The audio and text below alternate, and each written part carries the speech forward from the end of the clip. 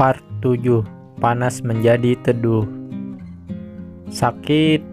Apamu yang sakit, nak? Tanya Mas Yudis. Bondan menutupi pahanya karena tidak ingin dilihat oleh ayahnya.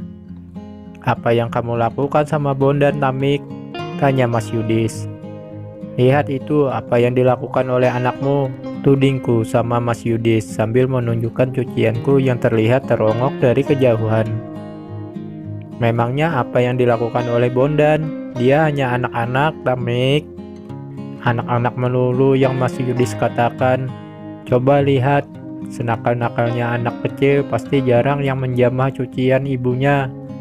Apalagi cucian itu tinggal dibilas. 1 bak penuh loh, Mas. Bondan mencampurnya dengan karpet kotor, protesku. Mas Yudis melirik cucianku sekilas. Kemudian dia berpaling sama Bondan yang masih terseduh sedang memegangi pahanya. Sebenarnya aku kasihan juga sama Bondan, tapi keegosianku mengalahkan segalanya. Aku merasa harus lebih keras agar sikapnya yang seenaknya bisa sedikit berubah. Aku hanya berniat mendidiknya, tidak lebih. Sebenarnya sedikit perhatian mungkin bisa menghentikan tangisnya toh. Sebenarnya Bondan juga berpikiran baik. Anak keduaku itu hanya ingin membantu ibunya, hanya saja caranya salah. Tapi lagi-lagi aku berpikiran lain. Jika Bondan tidak diberi pelajaran, anak itu tidak akan berubah. Sudah sayang, sudah, ucap Mas Yudis sambil meraih Bondan lalu menggendongnya untuk menenangkannya. Hal yang membuat Yudis selalu terlihat menarik di mataku. Laki-laki itu selalu sabar menghadapiku dan anak-anak. Bondan terjingkat ketika ayahnya menyenggol pahanya yang habis aku cubit. Mas Yudis kemudian memaksa Bondan untuk melihat keadaan pahanya. Astagfirullah, Tamik. Apa yang kamu lakukan kepada Bondan? Kenapa pahanya biru-biru seperti ini? Teriak Mas Yudis. Aku biarkan dia dengan kemarahannya. Nanti saja aku cerita kepadanya jika sudah memandikan anak-anak. Apa yang kamu lakukan? Ulangnya. Tega-teganya kamu sakiti Bondan sampai seperti ini? Tanya Mas Yudis lagi sambil memperlihatkan paha Bondan yang membiru. Aku berlalu dari hadapan Mas Yudis dan pergi ke dapur, mengambil air lalu menaruhnya di atas kompor. Masih terdengar suara Mas Yudis dari ruang tamu. Aku anggap kemarahannya hanya angin lalu.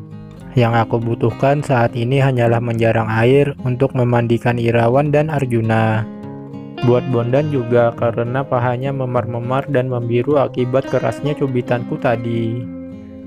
Tidak mendapat jawaban, Mas Yudis mengejarku ke dapur. Kenapa kamu diam saja, Tamik? Kamu bilang mana ada anak-anak yang menjamah cucian ibunya. Lalu bagaimana dengan kamu? Mana ada seorang ibu yang menghajar anaknya sampai seperti ini? Aku hanya memberi pelajaran sama Bondan agar tidak mengulangi perbuatannya. Mas tanya, mana ada ibu yang menghajar anaknya? Ada, Mas, banyak. Dan aku adalah salah satunya. Aku kan sudah bilang kalau hanya ingin mendidik anakku agar bisa lebih baik, ucapku. Bukan seperti ini, Tamik. Lalu seperti apa, Mas? Membiarkan anak-anak kita nakal begitu saja karena alasan masih anak-anak. Seperti itu. Kamu kan bisa bicara baik-baik. Gak perlu kasar seperti ini, ucap Mas Yudis. Sekarang begini, Mas. Coba Mas Yudis di rumah sehari saja menghadapi anak-anak. Mas bisa menasehatiku seperti ini tidak? Mas masih bisa bersabar tidak? Sebenarnya aku hanya ingin ngomong sama Mas Yudis jika aku khilaf. Tapi aku ingin dia merasakan apa yang aku rasakan, tidak hanya bisa sekedar menasehati. Mas tahu kok cara menghadapi anak-anak, bukankah setiap minggu Mas selalu bersama mereka? Sanggah Mas Yudis. Iya, cuma main. Kalau cuma main semua orang juga bisa. Itu pun Mas Yudis cuma mengajak Bondan sama Irawan doang. Arif sudah bisa main sendiri, tidak Arjuna juga, ucapku. Kamu maunya bagaimana? Tanya Mas Yudis. Coba Mas Yudis mengasuh anak-anak kayak aku sambil mengerjakan pekerjaan rumah tiap hari, sanggup enggak? Tanyaku. Kan Mas hari Minggu istirahat, masa kamu suruh kerja pula, ucapnya. Itu Mas Yudis biar tahu, Mas ada libur, sekarang mana ada ibu rumah tangga yang libur. Mas harusnya tahu bagaimana rasanya menjadi ibu rumah tangga, dengan mengasuh 4 orang anak pula. Sebelum menasehati, Mas harus tahu bagaimana rasanya perasaan ibu yang seharian dikerjai anaknya hingga kesabarannya habis, ucapku. Memangnya bagaimana rasanya? Tanya Mas Yudis sembari tersenyum. Dia ternyata menertawakan ucapanku. Cepat sekali laki-lakiku itu kemarahannya mereda. Rasanya emosiku naik hingga ke ubun-ubun sampai ingin menggadaikan ayahnya yang sudah bikin anak seperti itu, ucapku kesal.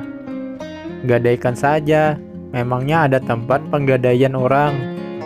Bondan sudah terdiam dalam gendongan Mas Yudis, sedangkan aku menaruh Arjuna di depan televisi untuk menyiapkan air hangat buat mandi.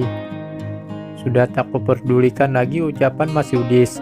Gak ada memang tempat penggadaian orang. Bisa rugi kan itu penggadaian, karena harus menanggung makan manusia yang digadaikan kepadanya.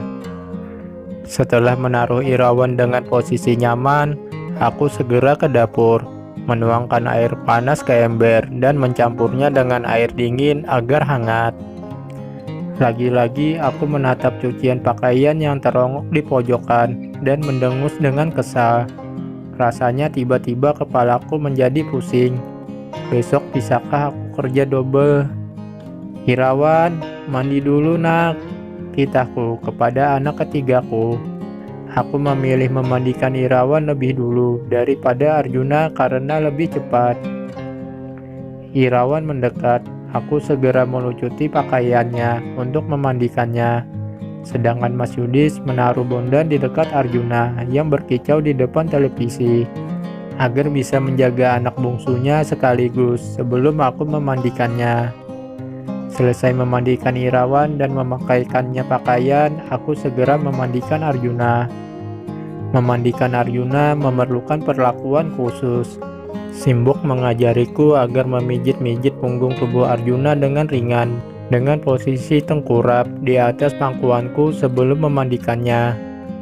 Setelah memandikan Arjuna dan mengeringkannya dengan handuk, segera aku oles seluruh tubuhnya dengan minyak kayu putih dan menaburi bedak serta memakaikan pakaian. Semenjak bidan melarang membedaki Arjuna di muka, sampai sekarang aku belum pernah memoleskan bedak pada muka Arjuna. Cukup punggung sama perut agar tidak cepat gerah. Mas, tolong siapkan air hangat buat Bondan. Pahanya pasti masih sakit akibat cubitanku tadi, ucapku. Mas Yudis suami yang baik. Dia tidak pernah menolak ketika aku perintah, apalagi ketika melihatku sedang menyusui Arjuna. Laki-laki itu segera beranjak dari tempat duduknya. Mandi sayang, disiapkan ayah air hangat, titahku sama Bondan. Iya bu, jawab Bondan. Inilah kelebihan dari keluargaku. Seringkali aku ribut dengan anak-anak, tapi sikapku cepat melunak setelah pergantian warna langit dari siang menjadi gelap. Yang awalnya panas mendadak teduh. Begitu juga dengan anak-anak. Mereka seperti cepat melupakan kejadian yang telah berlalu, menjadi anak yang baik di malam hari dan nakal kembali ke esok harinya. Gara-gara kelakuan Bondan, aku punya hutang sama Santi 2 juta, ucapku sama Mas Yudis saat makan malam. Kok bisa? Tanya Mas Yudis kaget. Dia menaruh nasinya yang hanya berteman kerupuk dan kecap di atas karpet depan televisi, menyimak apa yang aku katakan. Itu tadi, Bondan ngerjain aku hingga aku lempar dia pakai sapu. Apesnya lemparanku bisa tepat masuk ke dalam mobilnya Santi yang jendelanya terbuka. Terus, tanya Mas Yudis. Terus janda itu turun, katanya sapuku nyantol di rambutnya dan merusak tatanan rambutnya yang habis dari salon, ucapku. Kok bisa? Tanya Mas Yudis. Itu bisa. Herannya kenapa juga itu sapu milih nyantol di rambut si Santi daripada terbang ke tempat lain, ucapku. Lalu si Santi minta ganti rugi karena tatanan rambutnya kamu rusak. Tebak Mas Yudis. Itu Mas Yudis bisa tebak, ucapku. 2 juta, tanyanya. Iya, 2 juta.